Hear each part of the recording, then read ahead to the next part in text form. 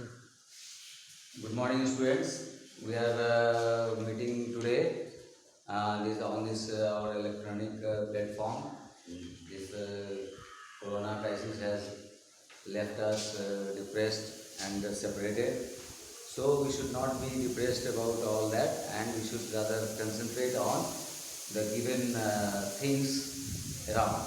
Whatever you are instructed to, you should pay attention to those words. So here we are going through lesson 1, that is sentence. So a sentence will always start with a capital letter, and it will end with a full stop, like that already explained to you.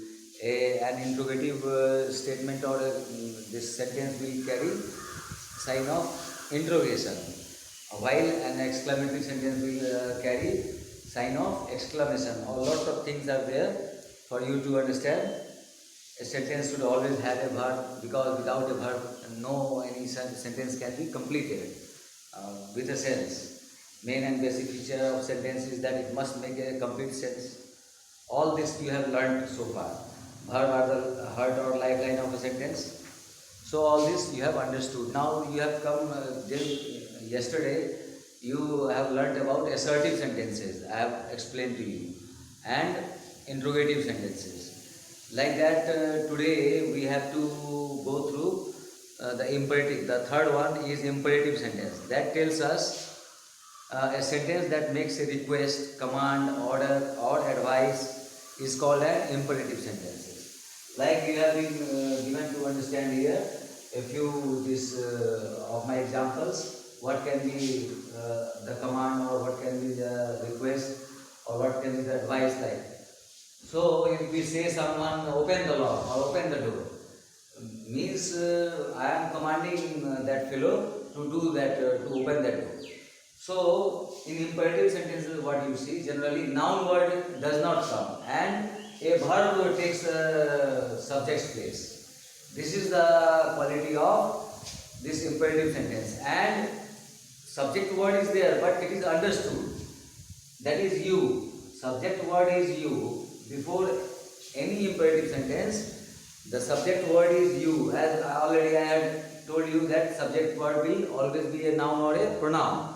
So here this, if I say open the door or please help the poor, means you help the poor. You is there understood and not expressed. So this is the quality of imperative sentence. That verb takes the place of this subject, like noun word, and then it has some object with it to complete the sentence or sentence.